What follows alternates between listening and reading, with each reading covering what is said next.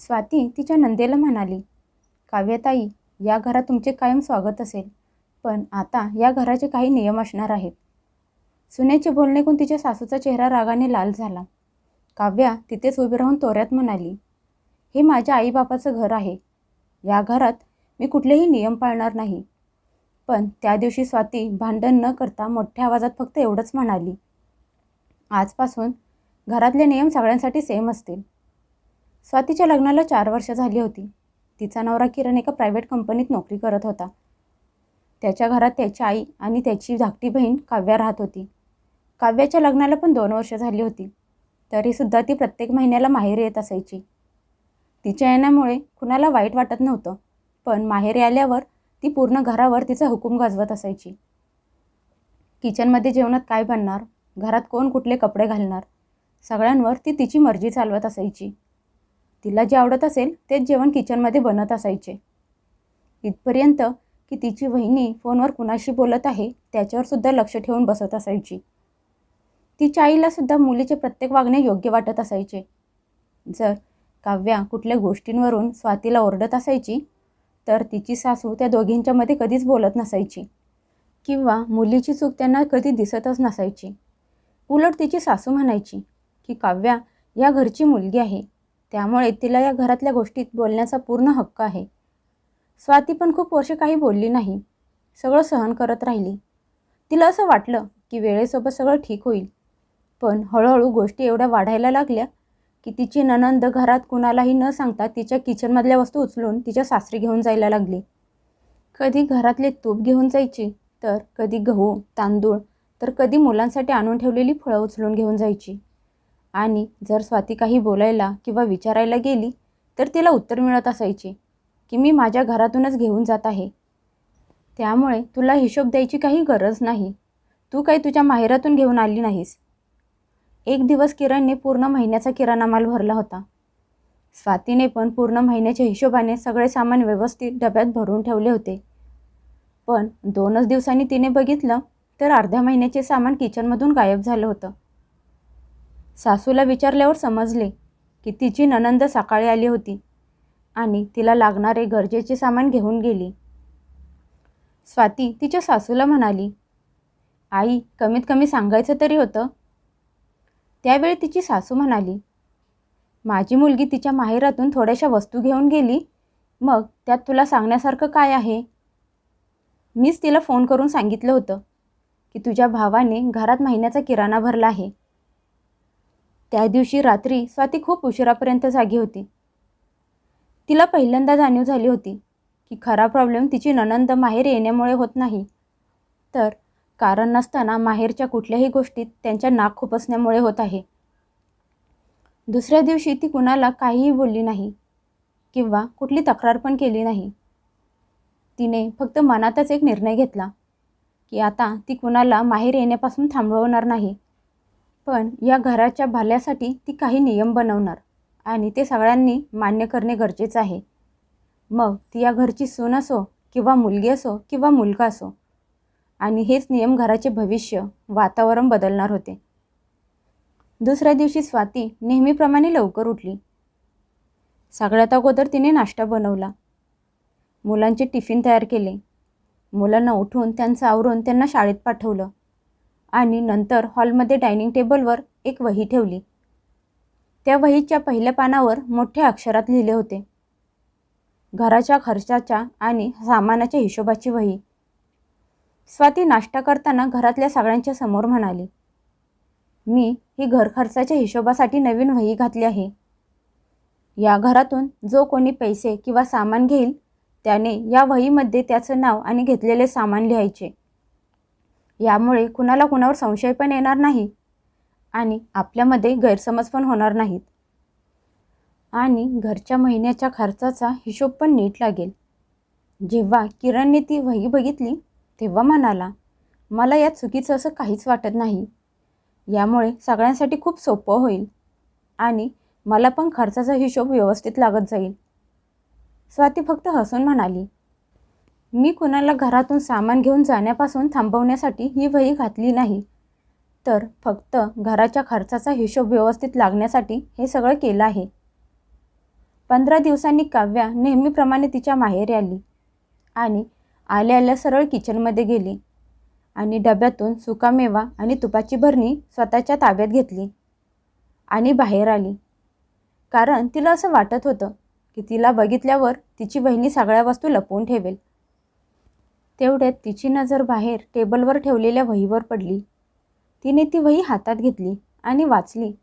तसा तिच्या चेहऱ्याचा रंग बदलला.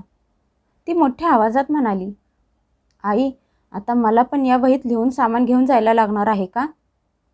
मी या घरची मुलगी आहे, परकी नाही. हे ऐकून स्वाती खूप शांत स्वरात म्हणाली, ताई, हे नियम फक्त तुमच्या एकटीसाठी नाहीत, घरातल्या प्रत्येकासाठी आहे. काल किरणने त्यांच्या स्वतःच्या कामासाठी लागणारे पैसे घेतले होते, ते पण यामध्ये लिहून ठेवले आहेत. आई जेव्हा मंदिरात जातात तेव्हा दानपेटीत टाकण्यासाठी जे पैसे घरातून घेऊन जातात ते पण यामध्ये लिहून ठेवले आहेत. मी पण जर माझ्या माहेरी काही पाठवलं तर ते पण मी या स्वतः वहीमध्ये लिहून ठेवणार आहे. त्यामुळे हा नियम कुणा एकट्यासाठी नाही तर घरातल्या सगळ्यांसाठी आहे. तेवढ्यात तिची सासू पण तिथे आली. त्यांनी ती वही हातात घेतली आणि रागात म्हणाल्या, सुनबाई, तुझी हिंमत कशी झाली माझ्या मुलीवर नियम लावण्याची?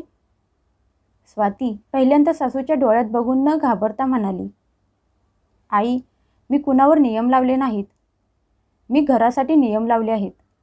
घर नियमांनी चालते आणि नाती प्रेमाने चालतात. जर दोन्ही सोबत राहिली तरच कुटुंब एकत्र बनून राहते. काव्याला ही गोष्ट अजिबात आवडली नाही. तिने रागात ती खर्चाची हिशोबाची वही टेबलवर आपटली आणि म्हणाली, वहिनी, आज तू एक वही ठेवली आहेस, उद्या मला बोलशील की माहेरी येतच जाऊ नकोस. हे कोण? स्वाती लगेच उत्तर देत म्हणाली, ताई, जर मला तुम्हाला घरात येण्यापासून थांबवायचे असते तर मी दार बंद करून घेतले असते आणि तुम्हाला घरात येऊ दिले नसते. मी तर फक्त हिशोब लिहिण्याची गोष्ट केली आहे. हे तुमचं माहेर आहे आणि कायम राहणार आहे. पण घरातले सामान कुणालाही न सांगता घेऊन जाणे कुणाचाही हक्क नसतो. तेवढ्यात किरण ऑफिसच्या काही महत्त्वाच्या फायली घेण्यासाठी घरी आला. त्याने जसा घरातून मोठ्याने बोलण्याचा आवाज ऐकला तसा तो लगेच घरात आला. समोर फाटलेली वही पडली होती. त्याची आई रागात होती आणि त्याची बहीण काव्या रडण्याचे खोटे खोटे नाटक करत म्हणाली, दादा, बघ तुझ्या बायकोकडे, आज ती मला माझ्याच माहेरी नियम शिकवत आहे. किरण अगोदर तर काही बोलला नाही. त्याने त्या फाटलेल्या वहीची पाने गोळा केली आणि नंतर एक असा प्रश्न विचारला की त्यानंतर घरात भयान शांतता पसरली. किरण ती वही हातात घेऊन शांत आवाजात म्हणाला, काव्या, जर तुझ्या सासरी तुझी नणंद किंवा दीर तुला न सांगता प्रत्येक आठवड्याला तुझ्या घरातून सामान, पैसे, तूप घेऊन जायला लागले तर तेव्हा पण तू असेच बोलशील का की हे घर माझं आहे आणि मला कुणाला विचारायची गरज नाही? तुमची कमाई पण मर्यादित आहे. मी महिन्यातून एकदा घरातले सगळे सामान एकत्र भरतो आणि तू प्रत्येक महिन्याला येऊन न सांगता गुपचूप उचलून घेऊन जातेस. फक्त थोडेफार सामान घरात ठेवतेस. भावाचे बोलणे ऐकून काव्या थोड्या वेळासाठी शांत झाली. तिच्याजवळ या प्रश्नाचे उत्तर नव्हते. ती म्हणाली, दादा, ती गोष्ट वेगळी आहे. किरण म्हणाला, नाही काव्या, गोष्ट अगदी बरोबर आहे. जर नियम चुकीचे आहेत तर सगळ्यांसाठी चुकीचे आहेत आणि जर बरोबर आहेत तर सगळ्यांसाठी बरोबर आहेत. त्याच्या आईला मुलाने सुनेची बाजू घेतलेली अजिबात आवडली नाही. त्या रागात म्हणाल्या, किरण, आज तू तुझ्या बहिणीच्या विरोधात बोलत आहेस. किरण खूप सरळ उत्तर देत म्हणाला, आई, मी कुणाच्या बाजूने किंवा कुणाच्या विरोधात बोलत नाही, तर मी फक्त सत्याच्या बाजूने उभा आहे. काव्या काही न बोलता तिच्या खोलीत गेली. पण जाता जाता तिने मनात ठरवले की ती या सगळ्याची किंमत तिच्या बहिणीला चुकवायला लावणार. पुढचे 2 महिने ती माहेरी आली नाही, पण 3ऱ्या महिन्यात ती अचानक नवऱ्याला सोबत घेऊन आली. यावेळी तिचं वागणं पहिल्यासारखं नव्हतं. ती घरात आलेल्या सगळ्यांच्या समोर म्हणाली, आज मी माझे काही सामान घेऊन जाण्यासाठी आले आहे, जे मी इथे विसरले होते. स्वाती हसून म्हणाली, हो ताई, का नाही? जे तुमचं आहे ते तुमचंच राहणार आहे. कुणीही त्याला हात लावला नाही. ती आईच्या खोलीत गेली आणि तिच्या कपाटातून तो सोन्याचा नेकलेस बाहेर काढला, जो स्वातीच्या माहेरच्या लोकांनी तिला तिच्या लग्नात घातला होता. हे बघून स्वाती लगेच म्हणाली, ताई, तो नेकलेस माझ्या लग्नात घातलेला माझा आहे. काव्या लगेच न घाबरता म्हणाली, घरातल्या कपाटात ठेवला आहे म्हणजे तो घराचा झाला ना. तेवढ्यात काव्याचा नवरा तिला थांबवत म्हणाला, काव्या, तू हे चुकीचं करत आहेस. हे योग्य नाही. कुणाच्या लग्नात घातलेला दागिना त्याची पर्सनल गोष्ट असते. काव्याला आशा नव्हती की तिचा नवरा तिच्या विरोधात बोलेल. ती रागात चिडून म्हणाली, तुम्ही सगळे लोक मला चुकीचे ठरवत राहा. मी तुमची बायको आहे का ती जिची तुम्ही बाजू घेत आहात? तेवढ्या स्वातीची सासू पण तिथे आली. आता सगळ्यांची नजर त्यांच्यावर होती. सगळ्यांना असं वाटले की त्या नेहमीप्रमाणे त्यांच्या मुलीची साथ देतील, पण यावेळी त्यांच्यासमोर असे सत्य येणार होते की ते लपवून ठेवणे त्यांच्यासाठी पण सोपे राहणार नव्हते. शारदाताईंनी स्वातीचा नेकलेस त्यांच्या मुलीच्या हातात बघितला आणि पहिल्यांदा त्यांची नजर त्यांच्या मुलीवर जाऊन थांबली. त्यांना कळतच नव्हते की काय बोलावं. काही मिनिट तर त्या शांत उभ्या राहिल्या. नंतर हळू आवाजात म्हणाल्या, काव्या, तू तो नेकलेस जिथून घेतला आहेस तिथे नेऊन ठेव. आईचे बोलणे ऐकून काव्याला तिच्या कानावर विश्वासच बसला नाही. ती हैराण होऊन म्हणाली, आई, तू पण मला चुकीचं बोलत आहेस. शारदाताईंनी मोठा श्वास घेतला आणि म्हणाल्या, काव्या, चूक फक्त आजची नाही, तर चूक कायम माझ्याकडून होत आली आहे. मी कायम तुला माझी मुलगी म्हणून प्रत्येक गोष्टीत सूट देत राहिले आणि सुनेकडून प्रत्येक गोष्टीत अपेक्षा ठेवली. यामुळे आज तुला असं वाटायला लागलं आहे की या घरातल्या प्रत्येक गोष्टीवर फक्त तुझ्या एकटीचा हक्क आहे. जे मनात आलं ते उचलून घेऊन गेलीस. जोपर्यंत किचनमधल्या वस्तूंची गोष्ट होती तोपर्यंत मी तुला काही बोलले नाही. मी म्हणाले, जाऊ दे, खाण्यापिण्याच्या तर गोष्टी आहेत. पण आज तर तू सरळ माझ्या कपाटात जाऊन पोहोचलीस. घरातले सगळे लोक एकमेकांच्या तोंडाकडे बघायला लागले. स्वाती शांत उभी होती. ती एकही शब्द बोलली नाही. काव्याचा नवरा तिला म्हणाला, चल काव्या, तो नेकलेस परत दे. नाती अधिकाराने नाही तर सन्मानाने, प्रेमाने चालतात. तू तुझ्यासोबत माझ्या पण इज्जतीचा कचरा करून ठेवला आहेस. हेच करायला तू माहेरी आली होतीस का? नवऱ्याचं बोलणं ऐकून काव्याचे डोळे भरून आले. तिने तो नेकलेस परत कपाटात नेऊन ठेवला आणि स्वातीच्या समोर येऊन म्हणाली, वहिनी, मला माफ कर. मी प्रत्येक वेळी हाच विचार करत राहिले की माझं माहेर आहे, माझं घर आहे. त्यामुळे कुठल्याही गोष्टीसाठी मला कोणालाही विचारण्याची गरज नाही. पण मी कधीच हा विचार केला नाही की आता या घराची जबाबदारी तेवढीच तुझी आहे जेवढी कधी काळी माझ्या आईची होती.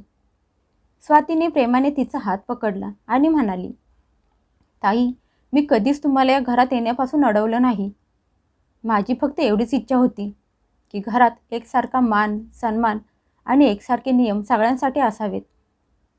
किरणने हातातली ती वही टेबलवर ठेवली आणि म्हणाला, आजपासून ही हिशोब ठेवण्याची वही नाही तर भरोशाची, विश्वासाची वही असणार आहे. यात कोणी नाईलाजाने लिहिणार नाही तर स्वतःची जबाबदारी समजून लिहित जाईल. शारदाताईंनी आज पहिल्यांदा सगळ्यांच्या समोर त्यांच्या सुनेच्या डोक्यावर प्रेमाने हात ठेवला आणि म्हणाल्या, आजपासून या घरातला निर्णय मी एकटी घेणार नाही, तर या घराच्या सुनेचा निर्णय पण तेवढाच महत्त्वाचा असेल जेवढा माझा. त्या दिवसानंतर काव्या नेहमीप्रमाणे माहेरी येत होती, पण कधी न विचारता कुठलेही सामान घेऊन जात नव्हती. जर कुठल्या गोष्टीची गरज असेल तर ती तिच्या वहिनीला विचारत असायची, कारण काव्याला शिकवण मिळाली होती की न विचारता कोणाच्याही वस्तूला हात लावायचा नसतो. हळूहळू घरातले वातावरण बदलायला लागले. जिथे अगोदर छोट्या छोट्या गोष्टींवरून वाद होत असायचे तिथे आता मन मोकळेपणाने बोलले जात होते. सगळ्यांना समजले होते की नाती तेव्हाच टिकतात जेव्हा सन्मान, बरोबरी अगोदर येते आणि त्यानंतर हक्क येतो. आणि हाच बदल त्या घरातला सगळ्यात मोठा विजय बनला. घर, नाती अधिकारापेक्षा सन्मान, समानता आणि मर्यादेत राहून चालतात. घरची मुलगी असो किंवा घरची सून, नियम, आत्मसन्मान सगळ्यांसाठी समान असायला हवा. जेव्हा घरात जबाबदारी आणि विश्वास असतो तेव्हाच नात्यात आयुष्यभरासाठी गोडवा बनून राहतो. स्वातीने घराच्या भल्यासाठी घेतलेला निर्णय योग्य होता का? कमेंट करून नक्की सांगा.